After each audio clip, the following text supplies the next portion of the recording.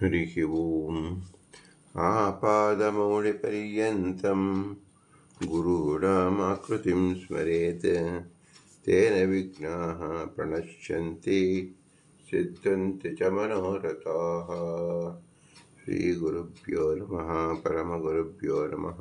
श्रीमदानन्दतीर्थभगवत्पादाचार्यगुरुभ्यो नमः।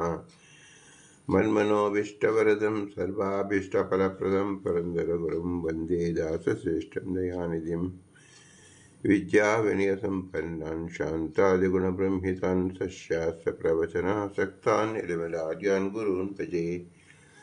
पृथ्वीमण्डलमध्यस्थाः पूर्णबोधमतानुगाः वैष्णवाः विष्णुप्रियाः तान् नमस्ते गुरून् मम। हरिः ओं। ಶ್ರೀಶಾಪಾಹಿ. ಅನಂತಕೋಟಿ ಬ್ರಹ್ಮಾಂಡ ನಾಯಕ ಎಂಬುದು ಶ್ರೀ ಪುರಂದರದಾಸರು ರಚಿಸಿದ ದಿವ್ಯ ಗ್ರಂಥ ರೂಪಕ ಗದ್ಯವಾಗಿದೆ. ಇದರಲ್ಲಿ 81ನೇ ಗದ್ಯ ಪುರಾಣ ಪುರುಷೋತ್ತಮ ಎಂಬುದನ್ನು ನಾವು ಚಿಂತಿಸುತ್ತಿದ್ದೆವು. ಪುರಾಣ ಪುರುಷೋತ್ತಮ ಎಂಬುದು ಒಂದು ದಿವ್ಯ ಸಂದೇಶವೂ ಹೌದು, ದಿವ್ಯ ಮಂತ್ರವೂ ಹೌದು. ಈ ಮಂತ್ರವನ್ನು ಹೇಗೆ ನಾವು ಮಂತ್ರ ಹೇಗೆ ಮಾಡಬೇಕು ಎಂಬುದನ್ನು ಅದನ್ನ ಅರ್ಥವನ್ನು ನಾವು ತಿಳಿಯೋಕ್ಕೋಸ್ಕರವಾಗಿ ಬ್ರಹ್ಮಪುರಾಣದ ಮುಂದಿನ ವಾಕ್ಯ ನಮಗೆ ಸಹಾಯವಾಗ್ತಾ ಇದೆ. ಶ್ರೀ ವೇದವ್ಯಾಸದೇವರು ಇದರ ಅರ್ಥವನ್ನು ತಿಳಿಸಿಕೊಡ್ತಾ ಇದ್ದಾರೆ. ಸಾಮ್ಯಂ ಈಶ್ವರ ರೂಪೇಶು ಸರ್ವತ್ರ ತದಧೀನತಾಂ ಪಶ್ಯತಿ ಜ್ಞಾನ ಸಂಪತ್ಯಾಂ ವಿನಿಂದ್ರೋ ಯಃ ಸಾ ಯೋಗವಿತು.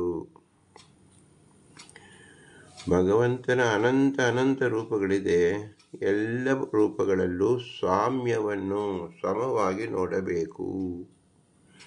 ಒಂದು ಮೇಲೂ ಒಂದು ಕೆಳಗೆ ನೀಚ ಎಂಬತಕ್ಕಂಥದ್ದು ನೀಚೋಚ್ಚ ಭಾವವನ್ನು ಭಗವಂತನ ರೂಪಗಳಲ್ಲಿ ಎಣಿಸಬಾರದು. ಬ್ರಹ್ಮನಲ್ಲಿರತಕ್ಕಂಥ ಭಗವಂತ, ನಮ್ಮಲ್ಲಿರತ ಭಗವಂತ, ಇಬ್ಬರು ರೂಪಗಳಿಗೆ ಗುಣಗಳಿಗೆ ಎಲ್ಲದಕ್ಕೂ ಸಾಮ್ಯವಿದೆ. ದೊಡ್ಡ ಅಧಿಷ್ಠಾನದಲ್ಲಿದ್ದರಿಂದ ದೊಡ್ಡವ, ಚಿಕ್ಕ ಅಧಿಷ್ಠಾನದಿಂದ ಚಿಕ್ಕವ ಅಂತ ಹೇಳಿಕೊಳ್ಳಬಾರದು. ಭಗವಂತನ ವ್ಯಕ್ತಾವ್ಯಕ್ತ ಅಪೇಕ್ಷದಿಂದ ಭಗವಂತನ ತನ್ನ ಸಾರ್ವಭೌಮದಿಂದ ಅವನು ಎಷ್ಟು ವ್ಯಕ್ತಪಡಿಸುತ್ತಾನೆ ಎಂಬುದು ಬೇರೆ ವಿಷಯ. ಆದರೆ ಭಗವಂತನು ಮಾತ್ರ ಪೂರ್ಣನಾಗಿದ್ದಾನೆ ಎಂದು ತಿಳಿಯಬೇಕು. ಸಾಮ್ಯಂ ಈಶ್ವರ ರೂಪೇಶು. ಈಶ್ವರ ರೂಪೇಶು ಅಂತ ಹೇಳಿದ್ರಿಂದ ಈಶ್ವರ ಅಂದರೆ ಸ್ವರ, ನಾಶರಹಿತವಾದದ್ದು. ನೋಡಿ, ಎಲ್ಲ ಜೀವರು ನಿತ್ಯರು ಅಂತ ನಾವು ಹೇಗೆ ತಿಳಿಯಬೇಕು, ಎಲ್ಲ ಜಡವೂ ನಿತ್ಯ ಅಂತ ಹೇಗೆ ತಿಳಿಯಬೇಕು. ಭಗವಂತ ತನ್ನ ಈಶ್ವರ ರೂಪವನ್ನು ಇಟ್ಟಿದ್ದಾನೆ, ನಾಶವಲ್ಲದ ರೂಪ. ಹಾಗಾದರೆ ನಾಶವಿರುವ ರೂಪ, ನಾಶವಿಲ್ಲದ ರೂಪ, ಎರಡು ರೂಪ ಇದೆಯೇನು ಅಂದರೆ ಆ ರೀತಿ ಎರಡು ಬದಲಾವಣೆ ನಾವು ತಿಳಿಸುವಂತೆ ಇಲ್ಲ. ಭಗವಂತನ ಎಲ್ಲ ರೂಪವೂ ನಾಶವಿಲ್ಲದ ರೂಪ, ಈಶ್ವರ ರೂಪ. ಹಾಗಾದರೆ ಯಾತಕ್ಕೋಸ್ಕರವಾಗಿ ಹೇಳಿದರು ಅಂದರೆ ಭಗವಂತ ನಿತ್ಯ ಎಂಬುದನ್ನು ಸ್ಪಷ್ಟವಾಗಿ ತಿಳಿದುಕೊಳ್ಳಬೇಕು. ಸಾಮ್ಯಂ ಈಶ್ವರ ರೂಪೇಶು ಸರ್ವತ್ರ ತದಧೀನತಾಂ. ಸರ್ವತ್ರ ಅಂತ ಹೇಳಿದ್ರಿಂದ ಸಾರ್ವದೇಶಿಕವಾಗಿ, ಸಾರ್ವಕಾಲಿಕವಾಗಿ. ಸರ್ವತ್ರ ಅಂತ ಹೇಳಿದ ಕೂಡಲೇ ಎಲ್ಲ ದೇಶದಿಂದ ಪೂರ್ಣ, ಕಾಲದಿಂದ ಪೂರ್ಣ, ಮತ್ತು ಈಶ್ವರ ಅಂತ ಹೇಳಿದ್ರಿಂದ ಮತ್ತೆ ಕಾಲದಿಂದ ಸರ್ವತ್ರ ಅಂದರೆ ಏನಾಯಿತು ಅಂದರೆ ದೇಶ ಮತ್ತು ಏಕದೇಶ ಆಗುತ್ತೆ, ಕಾಲ ಮತ್ತು ಏಕಕಾಲದಲ್ಲಿ ಅಂತ ಹೇಳಬಾರದು. ಸದಾ ಕಾಲ ಸರ್ವತ್ರ ಎಂದು ತಿಳಿಯಬೇಕು. ಸರ್ವತ್ರ ತದಧೀನತಾಂ. ಎಲ್ಲವೂ ಭಗವಂತನ ಅಧೀನದಲ್ಲಿ ಇದೆ. ಭಗವಂತನ ಅಧೀನ ಅದು ಯಾಕಿದೆ ಅಂದರೆ ಅವನು ಸ್ವತಂತ್ರ. ಸ್ವತಂತ್ರ ಲಕ್ಷಣ ಏನು? ತನ್ನ ಅಧೀನದಲ್ಲಿ ತಾನಿರುವುದು ಮತ್ತು ತನ್ನ ಅಧೀನದಲ್ಲಿ ಸಕಲವೂ ಎಲ್ಲವೂ ತನ್ನ ಅಧೀನದಲ್ಲಿರತಕ್ಕಂಥದಕ್ಕೆ ಸ್ವಾಧೀನ ಅಂತ ಹೆಸರು. ತದಧೀನತಾಂ, ಇದನ್ನು ಹೇಗೆ ನಾವು ತಿಳಿಯಬೇಕು? ಇದು ಸಿದ್ಧವಾದ ವಿಷಯ, ವೇದದಲ್ಲಿ ಸಿದ್ಧವಾದ ವಿಷಯ.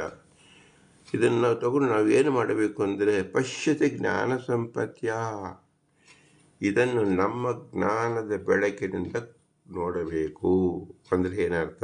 ಅನುಸಂಧಾನ ಮಾಡಿಕೊಳ್ಳಬೇಕು. ಪ್ರತಿ ಕಣದಲ್ಲೂ ಸಹ ಬೃಹತ್ತಾದ ಭಗವಂತನಿದ್ದಾನೆ, ಅಣುವಾದ ಭಗವಂತನಿದ್ದಾನೆ ಎಂಬ ಅಣು ಮತ್ತು ಮಹತ್ ಎರಡೂ ಸಹ ಏಕತ್ರದಲ್ಲೇ ಇದ್ದಾನೆ ಎಂಬ ಅನುಸಂಧಾನವನ್ನು ನಾವು ಮಾಡಿಕೊಳ್ಳಬೇಕು. ಪಶ್ಯತಿ ಜ್ಞಾನ ಸಂಪದ್ಯ, ಜ್ಞಾನ ಸಂಪತ್ತಿನಿಂದ ಈ ರೀತಿಯ ನೋಡುತ್ತಾರೋ ವಿನಿಂದ್ರಹ ಯೋಗವಿತು, ಅವರನ್ನು ಏನಂತ ತಿಳಿಬೇಕಂದ್ರೆ ಅವರು ಯೋಗಿಗಳು. ವಿನಿಂದ್ರಹ, ಅವರನ್ನು ವಿಶೇಷವಾಗಿ ವಿನಿಂದ್ರ ಅಂತ ಶಬ್ದವನ್ನು ಹೇಳಿದ್ದಾರೆ. ಅದಕ್ಕೋಸ್ಕರವಾಗಿ ಶ್ರೀಮದಾನಂದ ತೀರ್ಥರು ಭಾಗವತದ 1ನೇ ಸ್ಕಂದದ 4ನೇ ಶ್ಲೋಕಕ್ಕೆ ತಾತ್ಪರ್ಯವನ್ನು ಶ್ರೀಮದಾನಂದ ಬರೀತಾ ಇದ್ದಾರೆ.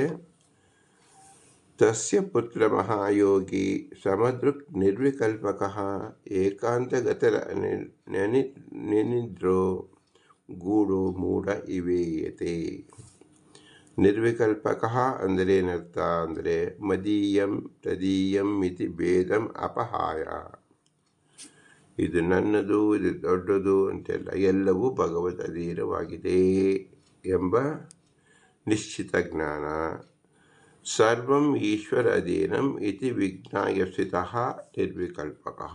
ನಿರ್ವಿಕಲ್ಪಕ ಅಂದರೆ ಎಲ್ಲ ಕಡೆ ಭಗವಂತ ಚಿಕ್ಕದು ದೊಡ್ಡದು ಎಂಬತಕ್ಕಂಥದ್ದಿಲ್ಲ, ಎಲ್ಲ ಸಾಮ್ಯ ರೂಪದಲ್ಲಿ ಸಮವಾಗಿ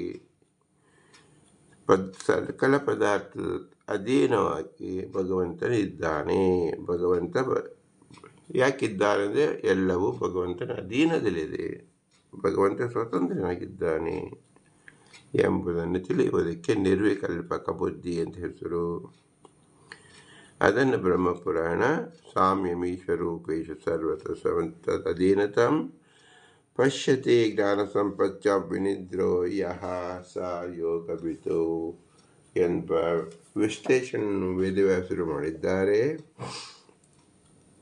ಭಾಗವತ 4ನೇ ಅಧ್ಯಾಯದಲ್ಲಿ ಏನು ಹೇಳಿದೆ ಅಂದರೆ, ಯಾವ ವೇದವ್ಯಾಸರ ಮಕ್ಕಳಾದ ಶುಕಾಚಾರ್ಯರು ಬಂದು ಭಾಗವತನ ತಿಳಿಸಿದರು ಎಂದು ಶೌನಕರು ತಿಳಿಸಿದಾಗ ಹೇಗೆ ಬಂದರು ಅಂತಹ ಶ್ರೇಷ್ಠವಾದ ಶುಕಾಚಾರ್ಯರು ಎಂಬತಕ್ಕಂಥ ಪ್ರಶ್ನೆ ಬರುತ್ತೆ.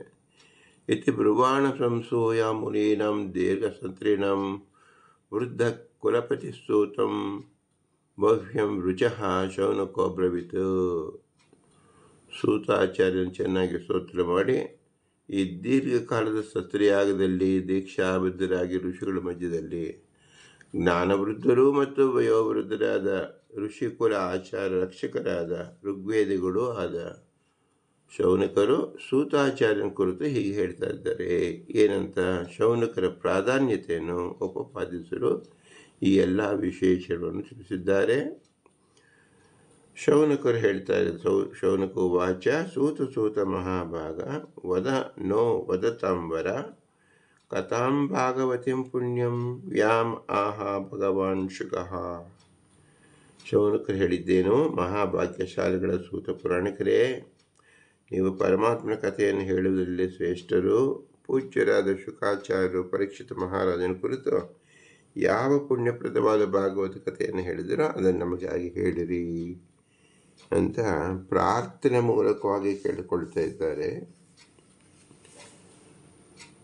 ಕಸ್ಮಿನ್ ಯುಗೆ ಪ್ರವೃತ್ತಿ ಸ್ಥಾನೇ ವಾಕ್ಯನ ಹೇತನ ಕುತ ಸಂಶೋಧಿತ ಕೃಷ್ಣ ಕೃತವನ್ ಸಂಹಿತ ಮುನಿ. ಈ ಭಾಗವತ ಕಥೆ ಯಾವ ಯುಗದಲ್ಲಿ ಪ್ರವೃತ್ತವಾಯಿತು ಅಂದರೆ ರಚಿತವಾಯಿತು, ಯಾವ ಸ್ಥಳದಲ್ಲಿ ರಚಿತವಾಯಿತು, ಯಾವ ಕಾರಣದಿಂದ ಯಾರಿಂದ ಪ್ರಾರ್ಥಿಸಲ್ಪಟ್ಟವಾಗಿ ಸರ್ವಜ್ಞಾತ ಶ್ರೀ ವೇದವ್ಯಾಸರು ರಚಿಸಿದರು ಎಂಬುದು ನಮಗೆ ತಿಳಿಸಿರಿ ಎಂದು ಕೇಳಿದ್ದಾರೆ. ಸೊ ವೇದವ್ಯಾಸರು ರಚಿಸಲು ಮತ್ತೊಬ್ಬರು ಪ್ರಾರ್ಥಿಸಬೇಕು, ಒಂದು ಅವಶ್ಯಕತೆ ಇರಬೇಕು, ಹಾಗೆ ಹೇಳಿದ್ದಾರೆ ಎಂಬುದು ತಿಳಿಬೇಕು. ಆ ಕಾಲದಲ್ಲಿ ತಸ್ಯ ಪುತ್ರ ಮಹಾಯೋಗಿ ಸಮದೃಕ್ ನಿರ್ವಿಕಲ್ಪಕ ಏಕಾಂತಗತರನೇಂದ್ರೋ ಕೂಡ ಮೂಢ ಇವಿಗತೆ. ಶ್ರೀ ಶುಕಾಚಾರ್ಯ ಭಾಗವತನು ಪರೀಕ್ಷಿತ್ ಮಹಾರಾಜ ಉಪದೇಶಿಸಿದರು ಎಂದ ಹೇಳಿದ್ದು ಸರಿಯಲ್ಲ, ಏಕೆಂದರೆ ಅವನ ದರ್ಶನವೇ ಸುಲಭವಲ್ಲ ಎಂಬ ಆಶೆಯಿಂದ ಶೌನಕರು ಹೇಳಿದ್ದಾರೆ. ತಸ್ಯ ಪುತ್ರ ಅಂದೇನು? ಶ್ರೀ ವೇದವ್ಯಾಸರ ಮಕ್ಕಳಾದ ಶುಕಾಚಾರ್ಯರು ಮಹಾಜ್ಞಾನಿಗಳು, ಎಲ್ಲರಲ್ಲಿ ಇರುವ ಶ್ರೀಹರಿಯನ್ನು ಸಮನಾಗಿ ತಿಳಿದಿರುವರು. ಇದು ನನ್ನದು, ಇದು ಅವನದು ಎಂಬ ಭೇದ ಜ್ಞಾನವಿಲ್ಲದೆ ಎಲ್ಲವೂ ಈಶ್ವರದೀನ ಎಂಬುದಾಗಿ ತಿಳಿದವರು, ಶ್ರೀಹರಿಗೆ ಸದಾ ಮನಸ್ಸಿಟ್ಟವರು, ಅಜ್ಞಾನಾದಿ ದೋಷರಹಿತರು, ಅಪ್ರಕಟದ ಮಹಿಮೆ ಉಳ್ಳವರು. ಆದ್ದರಿಂದಲೇ ಅಜ್ಞಾನಿಗಳಿಗೆ ಅಜ್ಞರಂತೆ ಕಾಣಿಸಲ್ಪಡುವರು. ಆದ್ದರಿಂದ ಅವರ ದರ್ಶನ ಸುಲಭವಲ್ಲ ಎಂಬುದಾಗಿ ಶುಕಾಚಾರ್ಯ ಮಹಿಮೆಯನ್ನು ತಿಳಿಸ್ತಾ ಇದ್ದಾರೆ. ಇಲ್ಲೂ ಸಹ ಮಹಾಯೋಗಿ ಸಮದೃಕ್ ನಿರ್ವಿಕಲ್ಪಕ ಏಕಾಂತಗತಿ ಅನಿರುದ್ರ ಗೂಢ, ಇದೆಲ್ಲ ವಿಶೇಷವನ್ನು ಯಾವ ಶುಕಾಚಾರ್ಯರಿಗೆ ತಿಳಿಸಿದ್ದಾರೆ. ಇವರು ಶ್ರೇಷ್ಠ ಜ್ಞಾನಿಗಳಾಗಿದ್ದರು, ವೇದವ್ಯಾಸರ ಮಕ್ಕಳಾದ್ದರಿಂದ ವಿಶೇಷವಾದ ಜ್ಞಾನ ಸಂಪತ್ತನ್ನು ಹೊಂದಿದ್ದರು. ಇವರು ಮೂಲತಃ ಮನೋನಿಯಾಮಕರಾದ ಮಹಾರುದ್ರರ ಅವತಾರವೇ ಆದ್ದರಿಂದ ಈ ಎಲ್ಲ ಗುಣವನ್ನು ಹೇಳಿದ್ದು ಸಮನ್ವಯವಾಗಿದೆ. ಇಲ್ಲಿ ಶ್ರೀಮದಾನತೀರ್ಥರು ನಿರ್ವಿಕಲ್ಪಕ ಎಂಬುದಕ್ಕೆ ಮದೀಯಂ ತದೀಯಮಿತಿ ಭೇದಮಪಹ ಸರ್ವಂ ಈಶ್ವರ ಅಧೀನತಾಮಿತಿ ವಿಜ್ಞಾಯೋಸಿತಃ, ಎಲ್ಲವೂ ಭಗವಂತನ ಅಧೀನದಲ್ಲಿದೆ ಎಂಬ ವಿಶೇಷವಾದ ಜ್ಞಾನ ತಿಳಿದುಕೊಂಡು ಅನುಸಂಧಾನ ಮಾಡುವರೇ ನಿರ್ವಿಕಲ್ಪಕ ಎಂದ ಹೆಸರು. ಅದನ್ನು ಬ್ರಹ್ಮಪುರಾಣದಲ್ಲಿ ವಿಶೇಷವಾಗಿ ಸಾಮ್ಯಂ ಈಶ್ವರೂಪೇಶ ಸರ್ವತ್ರ ತದಧೀನತಾಂ ಪಶ್ಯತೆ ಜ್ಞಾನ ಸಂಪತ್ಯಂ ವಿನಿಂದ್ರೋ ಯಾಸ್ಸಾ ಯೋಗವಿತೋ ಎಂಬ ಬ್ರಹ್ಮಪುರಾಣದಲ್ಲಿ ತಿಳಿಸಿದ್ದಾರೆ. ನಿರ್ವಿಕಲ್ಪಕ ಅಂದರೆ ಇದು ನನ್ನದು, ಇದು ಅವನದು ಎಂಬ ಭೇದ ಬುದ್ಧಿಯನ್ನು ತೊರೆದು ಸರ್ವವೂ ಸ್ವತಂತ್ರವಾದ ಶ್ರೀಹರಿ ಅಧೀನವೇ ಎಂಬ ನಿಶ್ಚಯ ಜ್ಞಾನವುಳ್ಳವನು ಯಾರೋ, ಯಾವನು ಶ್ರೀಹರಿ ರೂಪಗಳಲ್ಲಿ ಸಾಮ್ಯವನ್ನು, ಎಲ್ಲ ಕಡೆಯಲ್ಲಿ ಅವನ ಅಧೀನತೆಯನ್ನು ತನ್ನ ಜ್ಞಾನ ಸಂಪತ್ತಿನಿಂದ ತಿಳಿಯುತ್ತಾರೋ, ಯಾವನು ಅಜ್ಞಾನಾದಿ ದೋಷಗಳಿಲ್ಲದವನೋ ಅವನು ಭಕ್ತಾದಿ ಯೋಗ ಪೂರ್ಣ ಎನಿಸುತ್ತಾನೆ ಎಂದು ಬ್ರಹ್ಮಪುರಾಣದಲ್ಲಿ ತಿಳಿಸಿದೆ.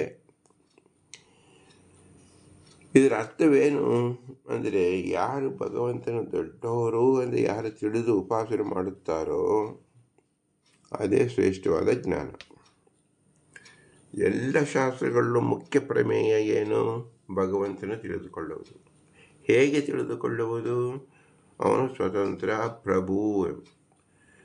ಅವನು ಸ್ವತಂತ್ರ ಪ್ರಭು ಆದ್ದರಿಂದ ಉಳಿದವರೆಲ್ಲರೂ ಏನಾಗ್ತಾರೆ? ಅವರ ದಾಸರಾಗುತ್ತಾರೆ. ದಾಸರ ಮೊದಲನೇ ಲಕ್ಷಣ ಏನು? ಅವರ ಅಧೀನದಲ್ಲಿರತಕ್ಕಂಥದ್ದು. ಆದ್ದರಿಂದ ತದಧೀನತ್ವಾತ್ ಪ್ರಥಮ ಲಕ್ಷಣ ದಾಸನಿಗೆ. ಎರಡನೆಯದು, ಭಗವಂತನ ಎಲ್ಲಿದ್ದರೂ ಅವನಲ್ಲಿ ವಿಕಾರವೇ ಇಲ್ಲ, ಅವ್ಯಯ ಮತ್ತು ಏಕರೂಪನಾಗಿದ್ದಾನೆ. ಏಕರೂಪ ಅಂದರೆ ಏನು? ಅನಂತ ರೂಪಗಳಿದ್ದರೂ ಸಹ ಅವನಿಗೆ ಏಕನೇ. ಪರಮಾತ್ಮ ಏಕರೂಪ, ಸತತಮೇಕರೂಪಿಣೆ, ದಶರೂಪಿಣೆ, ದಶಸಹಸ್ರ ರೂಪಿಣೆ, ಅವಿಕಾರಿಣೆ, ಚಿದ್ರೂಪವೇ ನಮೋ ನಮಃ ಎಂದು ಹೇಳಿದ್ದಾರೆ. ಭಗವಂತನ ಅಚಿದ್ರೂಪ ಅಂದರೆ ವಿಶೇಷವಾದ ಜ್ಞಾನದ ರೂಪ ಹೇಗಿರುತ್ತೆ ಅಂದರೆ, ಆ ಜ್ಞಾನದ ರೂಪ ಭಗವಂತನದು ಇಲ್ಲಿ ಹೆಚ್ಚಿದೆ, ಅಲ್ಲಿ ಕಡಿಮೆ ಇದೆ ಎಂಬತಕ್ಕಂಥದ್ದೇ ಸಾಧ್ಯವಿಲ್ಲ. ಎಲ್ಲವೂ ಸ್ವತಂತ್ರ ಸಾರ್ವಭೌಮ ಎಂಬ ಗುಣದಿಂದ ತುಂಬಿರುತ್ತದೆ. ವ್ಯಕ್ತಾವ್ಯಕ್ತತೆ ಮಾತ್ರ ಭಗವಂತನ ಇಷ್ಟಂತೆ ಮಾಡುತ್ತಾನೆ. ಇದನ್ನು ಯಾರು ತಮ್ಮ ಜ್ಞಾನದಿಂದ ನಿಶ್ಚಿತವಾಗಿ ತಿಳಿಯುತ್ತಾರೋ ಅವರಿಗೆ ಜ್ಞಾನ ಯೋಗಿಗಳು ಎಂದು ಹೆಸರು. ಇಂತಹವರಲ್ಲಿ ಒಬ್ಬರು ಯಾವ? ಶುಕಾಚಾರ್ಯರು, ವೇದವ್ಯಾಸ ದೇವರ ಪುತ್ರರು. ವೇದವ್ಯಾಸ ದೇವರೇ ಸಾಕ್ಷಾತ್ ಭಗವಂತ. ಅವನ ಪುತ್ರ ಅಂದರೆ ಏನು? ಅವನನ್ನು ವಿಶೇಷ ಆಕಾರವಾಗಿ ಧ್ಯಾನಿಸುವಂಥವರು. ಆದ್ದರಿಂದ ವಿನೀಂದ್ರ ಎಂಬುದಕ್ಕಂಥದ್ದು ನಿರ್ವಿಕಲ್ಪಕ ಎಂಬ ಅರ್ಥದಲ್ಲಿ ಹೇಳಿದ್ದಾರೆ.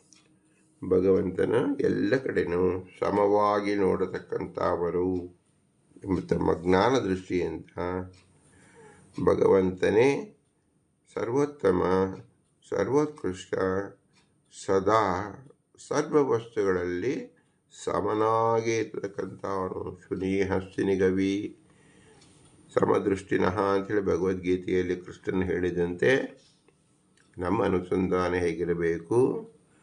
ಭಗವಂತನಿಗೆ ನೀಚೋಚ್ಚ ಭಾವ ಎಂಬತಕ್ಕಂಥದ್ದು ಇಲ್ಲ. ತಾರತಮ್ಯ ಭಗವಂತನಲ್ಲಿ ಹೇಳಬಾರದು, ಭಗವದೇತರ ಸರ್ವ ಜೀವಗಳಲ್ಲಿ ಹೇಳಬೇಕು ಎಂಬ ಮಹಾ ತಾತ್ಪರ್ಯ. ಇದನ್ನು ಶ್ರೀ ಪುರಂದರದಾಸರು ಹೇಗೆ ತಿಳಿಸಿಕೊಟ್ಟಿದ್ದಾರೆ? ಪುರುಷೋತ್ತಮ ಎಂಬ ಒಂದೇ ಶಬ್ದ ಈ ಎಲ್ಲ ಗುಣವನ್ನು ತಿಳಿಸಿಕೊಡ್ತಾ ಇದೆ. ನಾವು ಎಲ್ಲೇ ಇದ್ದರೂ ಸಹ ನಮ್ಮ ನಾಯಕ ಯಾರು? ಪುರುಷೋತ್ತಮ ಅಂತ ತಿಳಿಯೋದ್ರಿಂದ ಉತ್ತಮನ ಲಕ್ಷಣ ಯಾವುದು? ಅವನ ಅಧೀನದಲ್ಲಿ ನಾವಿದ್ದೇವೆ.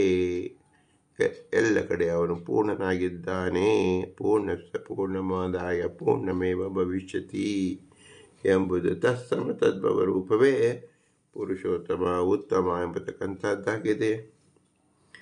ಪುರಾಣ ಪುರುಷೋತ್ತಮ ಅಂತ ಹೇಳಿದ್ರಿಂದ ಸರ್ವತ್ರ ಅನಾದಿ ಎಂಬತಕ್ಕಂಥದ್ದು ಎರಡನ್ನೂ ಸಹ ಸೇರಿಸಿದಾಗ ಪುರಾಣ ಶಬ್ದ ಎಂಬತಕ್ಕಂಥ ಅರ್ಥ ಇಲ್ಲಿ ಬರ್ತಾ ಇದೆ. ತದಧೀನವಾಗಿದ್ದಾನೆ. ಹೇಗಿದ್ದಾನೆ? ಸದಾ ಸರ್ವತ್ರ, ಎಲ್ಲ ದೇಶದಲ್ಲಿ, ಎಲ್ಲ ಕಾಲದಲ್ಲಿ ಭಗವಂತನೊಬ್ಬನೇ ಸ್ವಾಮಿ. ಉಳಿದೆಲ್ಲರೂ ಅವರ ಭೃತ್ಯರು, ಅವರ ಅಧೀನದಲ್ಲಿರ್ತಕ್ಕಂಥವರು. ಇಷ್ಟೇ ಅಲ್ಲ, ಭಗವಂತನಿಂದಲೇ ನಾವೆಲ್ಲರೂ ಬದುಕಿರುವುದು. ನಾವು ಭಗವಂತನ ವಿಸ್ಮರಣೆಯಾದರೆ, ಭಗವಂತ ಅನುಗ್ರಹ ತಪ್ಪಿದರೆ ನಮಗೆ ಯಾರಿಗೂ ಬದುಕಿರಲು ಸಾಧ್ಯವಿಲ್ಲ, ಉಸಿರಾಡಲು ಸಾಧ್ಯವಿಲ್ಲ. ಒಂದು ಕೂದಲಿನಷ್ಟು ಶಕ್ತಿಯೂ ಸಹ ಯಾವ ಜೀವರಿಗೂ ಇಲ್ಲ. ಎಲ್ಲರೂ ಅಸ್ವತಂತ್ರರು. ಪರಾಧೀನದಲ್ಲಿ ಪರಾಕಾಷ್ಠವನ್ನು ಹೊಂದಿರತಕ್ಕಂಥ ಬುದ್ಧಿ ಹೊಂದಿರತಕ್ಕಂಥವಳು ಮಹಾಲಕ್ಷ್ಮೀ ದೇವಿ. ಉಳಿದವರೆಲ್ಲರೂ ಯೋಗ್ಯತಾನುಸಾರವಾಗಿ ನಾವು ಎಷ್ಟೇ ಮಾತಾಡಿದರೂ ಸಹ ನಮ್ಮ ಬುದ್ಧಿಗೆ ಸಿಲುಕುವಂಥ ಪರಾಧೀನತೆ ಮತ್ತು ಪರಾಕಾಷ್ಠತೆ ಎಷ್ಟೇ ಅಂದರೆ ಯಥಾಯೋಗ್ಯವಾಗಿ ನಾವು ಅಂದುಕೊಳ್ಳುತ್ತೇವೆ. ಏಕೆಂದರೆ ಜೀವನ ಯೋಗ್ಯತೆ ಅತಿ ಕೆಳಮಟ್ಟವಾಗಿದೆ. ಭಗವಂತನೇ ಲಕ್ಷ್ಮಿಯಲ್ಲಿರ್ತಕ್ಕಂಥ ಭಗವಂತನೇ ನಮ್ಮಲ್ಲಿದ್ದಾನೆ.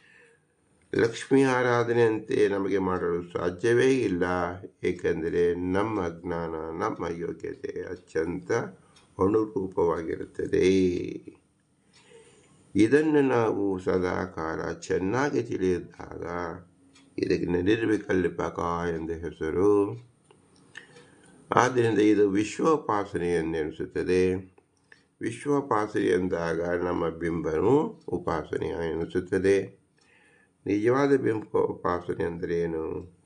ಮಮ ಸ್ವಾಮಿ ಸರ್ವಸ್ವಾಮಿ ಜಗದಂತರ್ಯಾಮಿ ಎಂದು ಭಾವಿಸುವುದು. ನನ್ನ ಒಳಗಡೆ ಇರತಕ್ಕಂಥ ಬಿಂಬರೂಪಿ ಭಗವಂತನೇ ಇಡೀ ಜಗತ್ತಿನಲ್ಲಿ ಸರ್ವರಲ್ಲೂ ಇದ್ದಾನೆ. ಜಗತ್ತಿನ ಆಚೆಗೂ ಇದ್ದಾನೆ, ಲಕ್ಷ್ಮಿಯಲ್ಲೂ ಇದ್ದಾನೆ, ವೈಕುಂಠ ಪೂರ್ತಿ ಇದ್ದಾನೆ, ಮುಕ್ತರಲ್ಲೂ ಇದ್ದಾನೆ. ಇವನ ಅಧೀನದಲ್ಲಿ ಎಲ್ಲವೂ ಇದ್ದಾರೆ. ಎಲ್ಲ ಜಡ ಪದಾರ್ಥವೂ ಇದೆ ಎಂದು ತಿಳಿತಕ್ಕಂಥದ್ದೇ ವಿಶ್ವೋಪಾಸನೆ. ಆದ್ದರಿಂದ ಇದು ಬಿಂಬೋಪಾಸನೆಯೂ ಆಯಿತು. ಇದೆರಡನ್ನು ತಿಳಿಸಿಕೊಡುವ ಶಬ್ದ ಪುರಾಣ ಪುರುಷೋತ್ತಮ. ಶ್ರೀ ಪುರಂದರದಾಸರು ಅತಿ ಮಹತ್ವವಾದ ದಿವ್ಯವಾದ ಪುರಾಣ ಪುರುಷೋತ್ತಮ ಎಂಬ ಮಂತ್ರದಿಂದ ಸಕಲ ಶಾಸ್ತ್ರದ ಸಾರವನ್ನು ನಮಗೆ ಬಹಳ ತಿಳಿಯುವಂತೆ ತೋರಿಸಿಕೊಟ್ಟಿದ್ದಾರೆ. ಇಂಥ ಮಹತ್ ಜ್ಞಾನವನ್ನು ಉಪದೇಶಿಸಿದ ಪುರಂದರದಾಸರಿಗೆ ಶಿರಸಾವಹಿಸಿ ನಮಸ್ಕರಿಸಿ ಅವರ ಅಂತರ್ಯಾಮಿಯಾಗಿರ್ತಕ್ಕಂಥ ಭಗವಂತ ಪುರಂದರ ವಿಠಲನಿಗೆ ಭೂಯೋ ಭೂಯೋ ನಮಸ್ಕರಿಸಿ ಈ ದಿವ್ಯ ಜ್ಞಾನ ನಮಗೆ ಬರಲು ಸಾಧ್ಯವಾದದ್ದು ನಮ್ಮ ತಂದೆ ತಾಯಿಗಳ ಅನುಗ್ರಹ ವಿಶೇಷದಿಂದ, ಗುರು ಹಿರಿಯರ ಅನುಗ್ರಹ ವಿಶೇಷದಿಂದ ಮತ್ತು ತತ್ವಾಭಿಮಾನಿ ದೇವತೆಗಳು ನಮ್ಮಲ್ಲಿ ನುಡಿದು ಪ್ರೇರಣೆ ಮಾಡಿ ಈ ಜ್ಞಾನವನ್ನು ತಿಳಿಸಿಕೊಟ್ಟಿದ್ದಾರೆ. ಆದ್ದರಿಂದ ಅವರ ವಿಶೇಷ ಅನುಗ್ರಹದಿಂದ ಇವರೆಲ್ಲರೂ ಸಹ ಭಾರತೀಯ ಪತಿ ಶ್ರೀ ವಾಯುದೇವರೇ ನಿಂತು ಈ ಜ್ಞಾನವನ್ನು ತಿಳಿಸಿಕೊಟ್ಟಿದ್ದಾರೆ. ಆದ್ದರಿಂದ ಜೀವೋತ್ತಮರಾದ ಶ್ರೀ ವಾಯುದೇವರಿಗೆ ನಮಸ್ಕರಿಸಿ, ಇವರೆಲ್ಲರೂ ಅಸ್ವತಂತ್ರರು, ಇವರೆಲ್ಲರೂ ಈಶ್ವರರು, ಅಧೀನ ತದಧೀನಂ. ಆದ್ದರಿಂದ ನಾವು ಯಾರನ್ನು ಕಾಣಬೇಕು? ನಿರ್ವಿಕಲ್ಪಕ ಅಂದರೆ ಭಗವಂತನನ್ನು ಕಾಣಬೇಕು. ಅವನು ಯಾರು ಅಂದರೆ ಪುರುಷೋತ್ತಮ, ಅವನು ಸ್ವತಂತ್ರ. ಅವನ ಹೆಸರು ಏನು? ಲಕ್ಷ್ಮೀನಾರಾಯಣರು. ಸದಾ ಸಮಳಾಗಿ ಇರತಕ್ಕಂಥವಳು ಭಗವಂತನಿಗೆ ಸದಾ ಸೇವಿಸುತ್ತಿರುವಳು ಲಕ್ಷ್ಮೀದೇವಿ. ಅಸಮಳು ಹೇಗೆ? ಗುಣದಲ್ಲಿ ಅಸಮಳು, ದೇಶ ಮತ್ತು ಕಾಲದಲ್ಲಿ ಸಮವ್ಯಾಪ್ತಳಾದ್ದರಿಂದ ಸಮಳಾದ ಲಕ್ಷ್ಮಿ ಅವಳ ಜೊತೆಯಲ್ಲಿಯೇ ಭಗವಂತನ ಆರಾಧಿಸಬೇಕು.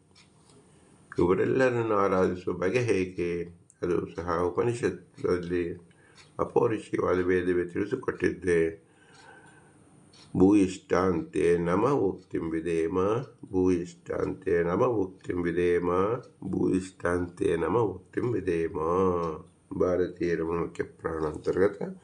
ಶ್ರೀಕೃಷ್ಣಾರ್ಪಣಮಸ್ತು. ಹರಿ ಓಂ, ಹರಿ ಓಂ, ಹರಿ ಓಂ.